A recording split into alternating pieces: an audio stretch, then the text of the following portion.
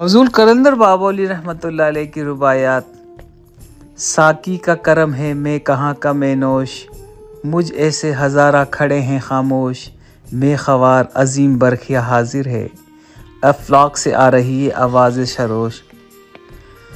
हजूर बाबा जी तशरीफ़ फरमाते हैं कि हुजूर कलंदर बाबा औलिया रहमतुल्लाह अलैह इस रुबाई में फरमाते हैं कि अल्लाह ताला का खुसूसी करम है कि इसने मुझे खुसूसी इल्म लुदनी अता फरमाकर हज़ारों लाखों से मुमताज़ कर दिया और मेरे अंदर शराब मार्फत के गम के खम उंडेल दिए हैं।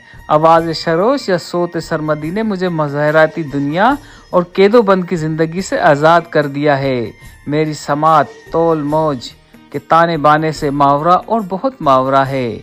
आसमानों में जो कुछ हो रहा है मैं खुली आँखों से इसका मुशाहिदा करता हूँ और मावराई आवाज़ों से मेरी समात लुत्फ़अंदोज़ होती है और ये सारी नेमतें मुझे साकी के करम से मिली हैं।